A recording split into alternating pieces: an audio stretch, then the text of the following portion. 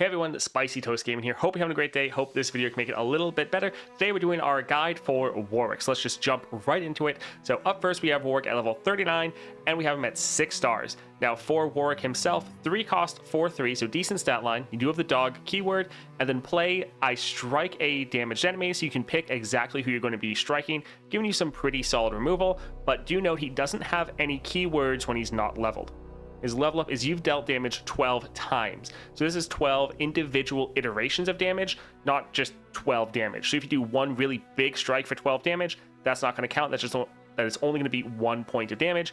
A big thing for Warwick is doing a lot of little individual ticks or pings of damage on the enemy. So once you've done 12 damage, he levels. Now he gets quick attack. Really nice. Goes to a 5/4. And now round end, I strike a random damaged enemy. So with Warwick, you have a lot of removal. Now for your champion spell, you have the Blood Hunt. So 3 cost fast, deal 1 to a unit or Nexus. So you can target your own units with this and deal 1 to another. Then grant all damaged enemies vulnerable, create a Warwick in your deck. Now this does a ton for you. For one, it's giving you 2 pings of damage, so that is going to be very important, especially when we look at his star powers, which we'll get into in a moment. But then you're granting all damaged enemies vulnerable, so that's a permanent effect. So with Warwick, you're able to get a lot of essentially challenges off, even though most of your units don't have challenger, because of this vulnerable effect. So this is actually really, really good. Let's go and take a look at his Constellation right now, and overall, it is pretty well done. So we'll first look at the powers, and then we'll break down the overall design of it, or at least the layout. So up first, allies have 1 power for every 7 times you've dealt damage this game. So again, this is individual points of damage that you're doing, not just total damage. So this is giving all of your units that extra power, which is really nice, because even if your units get silenced or are very small units on their own, once they hit your board, they're just all getting that extra power, and so they're all going to be a lot stronger. This is also very good for you because you can trigger effects like Trifarian or Titanic Wake, anything that wants you to have big units, because all of your units are going to be scaling up to hit that threshold over the course of the game. If you played someone like Viego, it's going to feel fairly similar, just how all of your units are scaling up over the course of the game. It's going to be very similar right here. Now for your 2-star +1 starting mana, round start, create a Blood Hunt. So again, this is the champion spell in hand, or if you already have one, reduce this cost by 1. Really nice being able to generate a card every single round, or at least reduce this down to the point where it's playable. This is giving you, again, multiple ticks of damage to help scale up your Warwick, as well as all your units through your Eternal Hunger, and giving you ways to grant all the enemies vulnerable. Overall, pretty good 2nd star power. Now the 3rd star power, allies have 1 power for every 5 times you've dealt damage this game. So the same thing as the 1st star, now it's just 5 times you've damaged the enemy instead of 7. Let's actually jump over to the 6th star. So if we take a look at it right here, I think this is the only 6th star in the game where it's a rank 3 of your 3rd star power. So now allies have 1 power for every 3 times they've dealt damage this game, so your units are able to scale up insanely fast. And then when an ally kills a unit, heal it fully, grant it 3 health and impact. So you're now having a way to scale up your units' damage as well as their health. And then this impact is really important because it's giving you another iteration of damage. So you're damaging the enemy nexus 1 extra time. So that's just helping you scale up even more. Now this isn't going to affect most of your units other than Warwick by default, because especially when we go and take a look at the starting deck, a lot of units don't have a lot of health, so normally they're not going to be able to survive. But this is great for Warwick and can affect your other units, although it won't happen too often. Now let's go back and take a look at your 4th star. So when an enemy with 2 or more health is summoned, deal 1 damage to it. This is excellent for you. This is making sure the enemy units are damaged. This is giving you also more iterations of damage, so you're able to level up your Warwick, scale up all your units a lot faster. And then since Warwick is striking damaged enemies, this makes it really easy to make sure the enemy is damaged. Now this does get completely shut down by tough, but overall this is pretty good. And then for the 5th star, pretty normal. Game start, get a mana gem. If we go and take a look at the bonus stars, we have 8 regen. This is actually really nice. Warwick can have an insane amount of regen, and it's all just out of the game. So once you finish a match, once you win, your end of battle rewards, you get your pick of 3 cards, and you get a big heal. So this is really, really nice. And it's a great way to bring in his kind of character fantasy from League of Legends of having a lot of sustain. So this is actually really nice for you. I actually found that Warwick did better in a lot of adventures than Mbessa. Even though Mbessa could normally end faster, with Warwick, even if you took a lot of damage, you'd heal back up. And so you could just sustain your way through a lot of the adventures, where someone like Mbessa, if you took damage, you didn't really have any way to regen that. and so you're often struggling. Next though, your support champions have Ravenous Hydra. This is really nice. When I'm summoned, deal 1 to all enemies. Every unit that's getting damaged by this is counting as 1 extra iteration of damage, so that's just counting towards your star powers, your level up for Warwick. This is very good for you. Normally you want to get a generally cheap support champion, so you can just drop them and have this go off pretty early in the game. We have your Blood Hunt as Mana Potion, another great upgrade because that just makes your 2-star even better because you're generating one of these potentially every round. Also, again, this is Warwick's champion spell, so just they also get the upgrade from the Mana Potion, so overall, great upgrade right here. Then we have spells you acquire in adventures have Pyromantic Wake, so deal 3 to the enemy nexus. That alone is very strong, just getting some more damage on the enemy nexus. But this is just giving you another way to get damage down to further scale up your Warwick and all your other units. Then we have Caustic Rift has Elixir of Sorcery, so copy me on the same targets. This is very, very good because this is damaging all enemy units by 1, which is just helping you scale up massively. But then it's going off again, so it's doing a lot of damage, and this often can be a very powerful effect, especially when you can play this for just 2 mana from that flow effect. And then the other upgrades are just all your gemstone ones. Now, if we take a look at the actual layout of your constellation, so you see right here, you have your 1-star, your 2-star, and then your 3-star is right here. And then it branches out, and it is laid out pretty well. So you can go and get your 4-star, which is out of the way over here, and then after the 4-star, there's a gemstone upgrade. Up here, you can get your 5th star, and then the only thing it's blocking off, again, is a gemstone upgrade. Over here, we have your Star of Legends, so your support champions get Ravenous Hydra. This is, again, something that just takes your champion fragments or wild fragments. You don't need any star crystals or anything like that to get this. Then you have another upgrade that, again, doesn't take star crystals, Blood Hunt is Mana Potion. And then after that, you have your 6-star. So there are a couple nodes before your 6-star, but for most people, if you're getting the 6-star, you probably have just about the rest of the constellation done. And then coming down here, we have your Star of Bounty, so that extra regen, really good. Again, doesn't take any star crystals. Another awesome upgrade, doesn't take star crystals. And then you have your Caustic Rift with the Elixir of Sorcery. And then these are some gemstone upgrades over here. So overall, really well laid out. The fact that your 4 and your 5-star aren't blocking off progression to the rest of the constellation. You can just pick those up whenever you get the resources for them. And then for any wild fragments or Warwick fragments you have, you can use those on the other bonus nodes. And again, the 6-star is locked behind a couple upgrades, but that shouldn't really matter because normally for the 6-star, people aren't grabbing that without getting most of the rest of the constellation done. Now, taking a look at the starting deck. Now, I know this is something that when you first see it, a lot of people are a little bit disappointed because, well, for one, he doesn't really have any new cards being added here, as in like with his support package, but the deck actually plays out pretty well. So we have Jury Rig, so 1-cost burst speed. This is great for just giving a burst speed blocker or attacker. And then you have Invoke. This can be really nice because one of the weaknesses Warwick can have is running out of cards to play. So having some extra cards that have either draw on them or just able to generate more cards can actually be really helpful. So this is really nice for playing a burst speed unit and then also able to generate another card. Now remember, even though this unit is small, even if you drop this in the late game, it's going to get all the scaling from your star powers. So this is still going to be a pretty massive unit, or at least their attack stat is going to be very massive. So even though you see a lot of small units in Warwick's deck, they scale up to be very big threats. Next, we have Boom Crew Rookie. So attack, deal 2 to the enemy nexus. This is really nice because this skill is going off, doing damage, which is going to help contribute to your star powers. But then he attacks, so that's really giving you 2 iterations of damage with this unit attacking, which is very good. Next up, we have Clump of Wumps.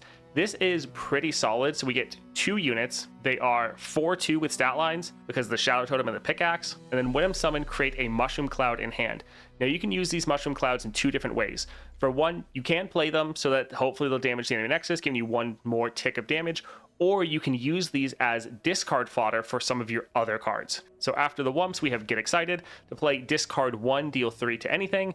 Fast speed, so this is something you could use to discard one of those puff caps in order to play this card and get some more removal on it. We also have the Sump Dredger. Play, discard a card to draw 1. This has the barrier, so this is one of the cards that could actually benefit from your 6-star because this could actually kill an enemy and survive to get that extra health. But again, it does have that discard effect, so a great way is to use this to discard one of those puff cap cards in order to get some extra draw going. At 3, we have the Used Cast Salesman. This is actually an excellent card for you, very, very good. When I'm summoned, summon 2 Caustic Casks. So this is 3/2, Vampiric Scepter, giving you a little bit of nice sustain, and the Targon's Brace. support, grant my supported ally 1/1. Now those caustic casks, as you see right here, they say they have 0 power, but normally these are again scaling up because they're getting your board-wide effects from your star powers. So even if you drop these in the later game, these will be a threat, and these don't have immobile or anything like that, so you can block or attack with these. So often you might use this either on your defensive turn to just generate 3 blockers when you just play this card, or 3 attackers. Also, these casks, last breath, deal 1 to each nexus. So this is going to damage your own nexus, but this is doing 2 points of damage just when this dies.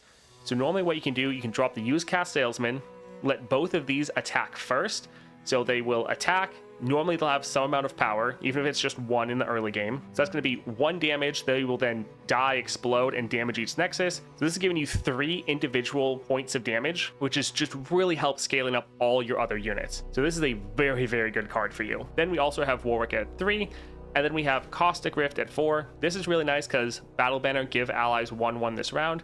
Remember, in your Constellation, this can get the Elixir of Sorcery, so it goes off twice. So this can give all of your units 2/2, and then you're damaging all the enemy units by 1, and that going off twice. So again, a great way to scale up all of your units and also having really good removal. Then we also have the Chempunk Shredder, play, deal 1 to all enemies. Again, a good way to get a lot of damage on the enemy board. Although, to be honest, normally you're not going to play this card. With Warwick, you like playing a lot of your cheaper cards, and so this is one that I generally end up cutting. Overall, the deck actually plays very well for Warwick, and the more I've played him, the more I actually have enjoyed a lot of the choices in here, even if he didn't get any kind of unique cards, which is a little bit sad. Taking a look at relics now, let's first just look at his signature relic. So Cruel Experiments. Power, when you play an ally with 2 or more health, deal 1 to it. This is going to count for Warwick's level up, and it's going to count for your scaling of your star powers, because again, it's just a point of damage. And then the fact you're granting them Overwhelm and Impact is actually a pretty big deal, because since you're getting so much extra power, you need your units to have Overwhelm, so this does that for you.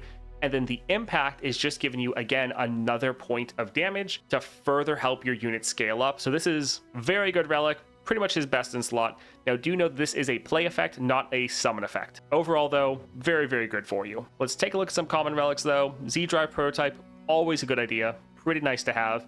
The Troll King's Crusher, if you don't have any way to get Overwhelm while you're leveling him, that can actually be pretty good. Warwick does eventually get a really good amount of sustain, but if you are just leveling him early on, then getting that extra heal can actually be quite nice. Chameleon's Necklace also, pretty simple and straightforward. Always nice to have more copies of your Warwick, especially since you're normally dropping him turn 1 or turn 2. This one can be really nice to have. And then Ravenous Hydra, really good for you when someone deal 1 to all enemies. Now this one can be a little bit hit or miss, because if you're playing Warwick on like turn 2 and the enemy doesn't have a lot of units, then you're not going to get a lot of damage from this, but it can be pretty nice to get a bunch of pings of damage to help scale up your units. So this is one that's pretty decent to be able to throw on. Honestly, most of the common relics do have a place for Warwick, like Rageblade, since Warwick's going to be on your board most of the time. Giving him a little bit more scaling isn't bad. Lost Chapter to be able to play some of your spells right away. Again, not bad, because your 2-star is generating a spell to play every round. If you're trying to level him up really quickly, going for a Blessing, pretty good. This is what I generally always use when I'm playing my champions with any common slot I have. But also just going for something like Dreams of Yordles for Spirit and Impact, make him a little bit better, getting another point of damage. Honestly, for common relics, pretty much all of them could be used on Warwick. He can be a pretty versatile champion when it comes to your relic builds. Taking a look at some rare relics now, the Wicked Harvest can be pretty good, so play deal 3 to all other units, because every unit you hit, even your own, is giving you another point of damage that's going to help scale up all your units. Now, the one problem with this is Warwick's units all have a very low amount of health, so this will normally just wipe your entire board. And since Warwick can have a lot of removal, sometimes when you drop Warwick, the enemy only has like 1, maybe 2 units on their board, so you're not actually getting that much value from this. So you can go for a build like Wicked Harvest and then also like Ravenous Hydra, just so you drop Warwick like a nuke and he hits everything. But unless you're going against a specific adventure like Swain, where he normally has like 5 units at the start of the game, often it can be kind of wasted, unfortunately. Now, Troll King's Crown, if you don't have any other way to get Overwhelm, bringing it through your relics is really, really good. And so allies have Overwhelm. This is solid. Warwick is going to be on the board for most of the time, so Troll King's Crown is a great choice for you. Grand General's Counterplan, this can be nice. Warwick's champion spell, again, is the Blood Hunt, so being able to generate that every single round can be pretty good. Now, you are already generating a copy with your 2nd star power, so Often this could be a little bit overkill unless you're really trying to go for a spell heavy build, but it's still not bad to have. Gatebreaker can be nice to get, again, another point of damage. You'll be hitting the enemy nexus, and that can give you another boost. And then also with Gatebreaker, you could go for a build where you try to scale up Warwick in hand and then drop him to just nuke the enemy nexus down. The one issue with that is you normally like Warwick to be on the board so that, for one, he can contribute to damage the enemy units. Him with his quick attack and his round in effect can kill a ton of enemies. So you normally don't want him sitting in hand, but Gatebreaker would work for him, especially since you do have ways to scale up all your units' attack. So whether that's maybe dropping Warwick early, maybe trying to suicide him in the late game, and then dropping him again to really hit the enemy nexus, that is a possible game plan. Berserker's Buckle, this actually does work pretty well with your Warwick, especially if you're using his signature relic, because then as soon as you play him, he's immediately damaging himself and scaling up with that additional 2/2. And then you do have a lot of ways to damage your own Warwick if you want. So the Berserker's Buckle can actually be pretty good for Warwick if you want to just scale him up and make him an absolute monster. Another fun one that a lot of people probably don't really think about is the Succubus brand. So 1/1, and when I kill a unit, summon a random husk. So the extra stats are nice. With Warwick though, he does get a lot of kills. And then that husk that you summon is going to get the bonus effects of your star powers. So they're actually going to be a pretty big unit. And so not only are they going to be big, but then whatever unit you play, not only are they then benefiting from your star powers to be bigger themselves, they're also then consuming the husks. So they're actually benefiting from your star powers kind of twice. So this is one that is pretty interesting. I actually did a video covering it if you are interested in it, but it was a pretty fun playstyle. Stalker's Blade, if you want to just have Warwick get another strike off, that can be pretty good. I will say, do be careful when you're playing Warwick to make sure that you're not picking the weakest enemy, since the Stalker's Blade is going to have that covered. But if you want just more upfront removal with Warwick, this isn't a bad idea. But since he is already getting a strike off, just be sure you're not going to kind of have overkill where there's not going to be enough enemies for you to actually strike. Luden's Tempest, this actually is pretty solid. I think getting the epic version, if you have it, the big guns, is actually one of the best relics for Warwick, but he is going to be on your board fairly often. So making all of your spells and skills deal 1 extra damage is pretty good, because a lot of your spells and skills only do 1 damage anyways, or at least they might do 1 point of damage a couple times. So by doing Luden's Tempest, you're kind of doubling the damage of a lot of your spells and skills, and it's pretty solid, gives you even more removal, and is a good way to get through tough, which can be a weakness for you. Now, Blade Rack, this is something you normally don't need because you have so many ways to get the vulnerable. So this one doesn't really matter for you too much. Chase Guns, this can be okay. I normally think a lot of your other relics would probably help you more, but if you want to get some extra easy points of damage in, this can work for you. Corrupted Star Fragment, kill my support ally, grant me keywords and stats. This can be solid for you, especially if you're also pairing this with the Succubus brand. So when I kill a unit, you're creating a husk. Can be really good to make your Warwick even bigger, because even in the later game, all of your units are so big, so you're going to give massive amounts of power to your Warwick. Condenser, this also is another one that can be very good for you support. Create a 1-cost 1/1 copy of my supported ally in hand. This can be really nice for using this maybe on like your used cask salesman to get a whole bunch of those caustic casks going. So this one is a little bit interesting, but can work for you. And then finishing up, going for Archangel Staff or Chemtech Duplicator, having the extra mana to play spells every round, and then doubling the spells you're playing. Both of these can be pretty solid for you if you want to go for more of a spells-based build. You are generating a spell every round, so maybe throwing these two on, and you could also go for like a Luden's Tempest if you really just wanted to focus on your spells. Again, solid rare relic options for you here. Now, as far as epic options, going for Beast Within, not bad if you don't have his epic relic to be able to get the overwhelm to all of your units, and the 1/1 would go on Warwick because he does have that subtype. Stack deck, not bad specifically in longer encounters such as Aurelian Soul or Lysandra. Spectral Scissors can be nice to give your Warwick a little bit of extra power, and then summoning other copies of your units like your casks, for example, can be pretty good and can give you a decent amount of damage. Shock and Awe, I find this one is okay, not quite as good as some other units, because you don't really have as many 1 costs, but this can give you, again, more ticks of damage to try to scale up your Warwick. Living Weapon, not bad, as kind of a baseline epic relic. Your Warwick is going to be on the board hopefully the entire game, so this will give you a lot of scaling. Hidden Tome, not bad, again, if you just need to get overwhelm on your champion in some form. And then the Challenger and Tough, also not too bad for you. So going for potentially this, as well as maybe the Corrupted Star Fragment, to just make sure your Warwick is your biggest unit, and since he's the one who has overwhelm, you could actually punch through and do a lot of damage to the enemy. Could be a good alternative for you if you don't have a lot of the other epic relics. And if you don't know, you can earn this epic relic in game just by defeating Aurelian Soul. Echoing Spirit, this is one I actually like quite a lot on your Warwick. For one, it's great to get more copies of him, so you can definitely play him at the start of the game. But then also getting more copies of his champion spell is quite nice, and further reducing them down. This is actually one that I do like a good amount on Warwick. His own relic, of course, excellent for you. Black Shield is pretty nice when you summon an ally granted spell shield. With Warwick, you do like to have a lot of units, but they are pretty weak, so making sure they can still get their attack in and they don't get shut down by like a stun, a frostbite, or just any amount of removal, since that will normally kill them. Black Shield is actually pretty good for you. And then the big guns is also a lot of fun. Your spells and skills deal 1 extra damage, and this is a power. So if you wanted like a little bit of a better version of Ludens, this will be something you can use. I often do use this for Warwick. Based on the adventure I'm going into, I'll often either throw on the Black Shield or the big guns, but this is an example of a epic relic build that I would often go with for Warwick. Overall though, he is pretty versatile, and you can make almost any relic work on him, so I definitely recommend testing him out and seeing what relics you really like, because he really is a very versatile champion. That's it as far as the in-game portion though. Let's go take a look at what powers support champions, cards to look out for, and finish off with his rankings. All right, taking a look at powers now. So these are some powers you might want to look out for Warwick. Now up first, here on the left, we have Memory Game. Round start, create in hand a fleeting copy of the last non-fleeting card you played.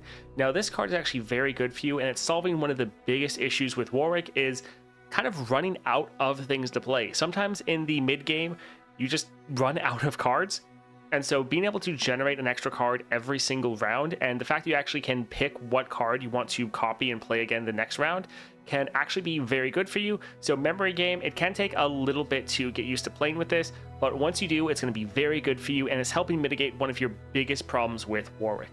Next up then, Phantom Pranks. When an ally dies, deal 1 to the enemy nexus. Now this is good, but any of the ones that are pinging the enemy nexus for damage, so there's 2 epic ones, one when you summon a unit, and another one when you play a spell. Any of these types of powers, very good for you. Trifarian Might, when you summon a 5 or more power ally, it strikes the weakest enemy. This is incredibly good for you because a lot of your units are already able to hit this naturally or are very close to it, but from your star powers, you're scaling up all of your units' power. So very quickly, and especially your mid and late game, all of your units that you're dropping are able to get a strike off, and this just gives you crazy levels of removal. Next then, take a look at Inheritance. When an ally dies, grant its power to a unit in hand. This is very good for you again, because a lot of your units do die pretty easily, but your units also have a good amount of power, so even when they die, all that power then going to your units in hand to make them even more powerful is again very, very good for you. Sorcery round start, refill your spell mana. You do have a decent amount of spells, and you're generating a spell potentially every single round. So this is again really nice, just opens up the flexibility of being able to play what you need. And then Seed of Power, game start, summon an Emperor's Dais. Now any of the effects that are summoning a unit either at round start or at the start of the game, any of them are good for you. But here with the Seed of Power, this can be good because when you attack, you also then summon the Sand Soldier. And the Sand Soldier, not only when it strikes does deal damage, but if it hits the enemy nexus, then it's doing another point of damage. And this unit is also scaling with you throughout the game because it's getting your star power buffs. And so it's actually just getting stronger and stronger. So this one specifically is good, but any of the ones that are summoning units, either at round start or game start, are also solid for you. Next up then, we have Domination Round Start Rally. This is just great to help you either end the game a little bit faster, but also just being able to keep the pressure on the enemy and just get more damage off, because you can then attack every round. Every time you're attacking, you're doing your damage, you may be triggering any impact that you have, and it's just further helping you scale up. Crush Allies of Overwhelm. Now, if you're not getting overwhelmed from your relics, whether that be like Troll King's Crown, Beast Within, or your Cruel Experiments, if you don't have any of those, then getting this is going to be very important for you, because units have so much power that if they can just get blocked out, your games are going to go on way longer. And then Titanic Wake, when you summon a unit with 8 attack, health, or cost, grant it 8/8. Again, very good for you, because since you're scaling up all of your units, you can even have your like 1 or 0 costs hit the 8 power threshold, and so then they can get an extra 8/8 in stats and actually become absolutely massive. So again, another great power for you to keep an eye out for. Now moving on to talk about support champions.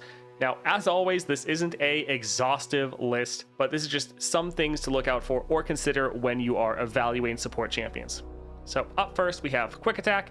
Since you do have a really high attack stat, making sure your units can actually get a attack in and survive can be pretty good for you, especially since you can generate so much vulnerable. Also, cheap cards with Warwick.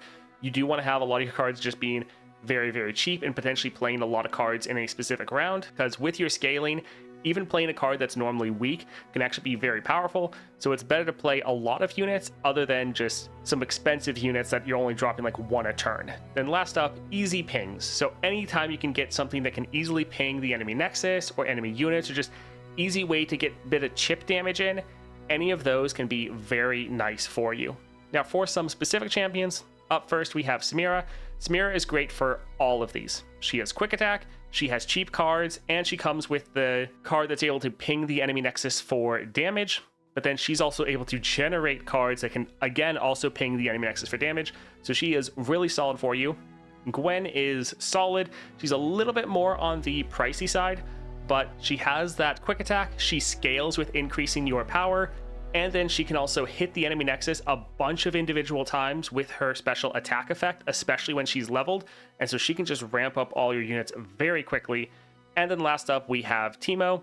Now Teemo, he's elusive. All of his units are really cheap. The puff caps can give you free ticks of damage on the enemy nexus to further help your scaling. And then since he is elusive, he can normally get in and still get those strikes off, and he'll still be able to scale up with your powers. And so he can actually be quite a threat if he's left unattended by the enemy. If they don't deal with him, he's going to develop to be a massive problem for them. Now here we have some cards to look out for. Now the point with these cards is not necessarily to look out for this individual card, but the reasons why you want these cards. So here on the left, we have the Static Shock. So deal 1 to an enemy, deal 1 to the enemy nexus, and draw 1.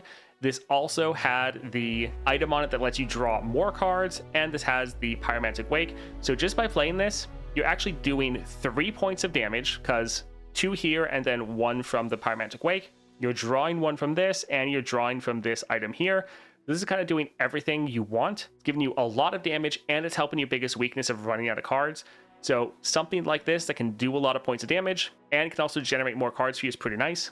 Here, Fortune Croaker, 2 cost, play, deal 1 to me and an ally, draw 1, and then you also have the Vampiric Scepter. So again, great, giving you some multiple points of damage and giving you some extra draw and even a little bit of extra sustain.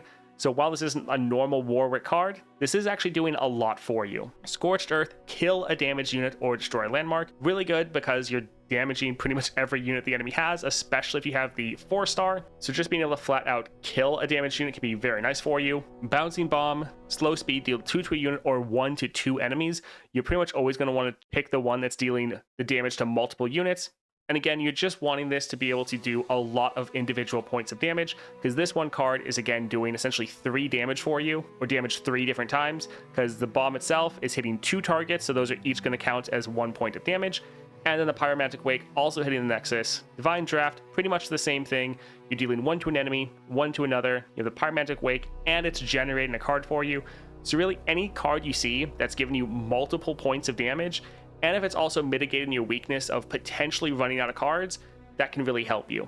Now, always don't go overboard with getting too many cards that give you draw, so you're kind of flooding your hand, but getting a couple of these types of cards can really help you out. Last up then, let's look at where I think his overall ranking is. Now, I think before level 20, he is a little bit of a C tier champion. He really does like having his relic builds, and so not having some things like Overwhelm guaranteed can really hurt you, and games can honestly go too long. You just don't have that finishing potential without having that extra like Overwhelm. So he's not great early. I think after level 20, as you're playing him a little bit more, you're starting to gain some relic builds going. I think he's a solid B tier champion. As far as some of his pros, he has great sustain, and that's pretty much all from his regen. You can have up to 18 regen on your Warwick, so that is very, very good. And again, you don't really have to worry about it or really manage it at all. Just at the end of a battle, you're able to heal up this massive amount. Really good. You have great removal. You're doing so much damage through like your Warwick getting strikes off, all of your spells and skills, the fact you have the vulnerable to make sure your units are able to kill the enemy. You have really good removal. And then you also have great scaling from your star powers. Now, as far as your cons, you are pretty weak to Overwhelm. A lot of your units do not have a lot of health. And so if the enemy has big Overwhelm units, you're going to end up taking a lot of damage.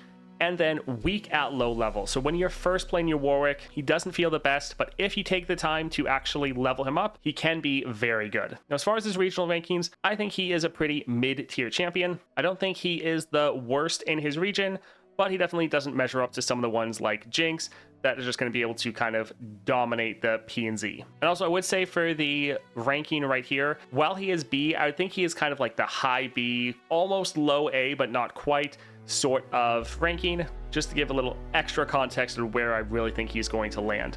Overall though, I've been playing him a lot and really enjoying him. Honestly, the more I play him, the more I actually like him as a champion.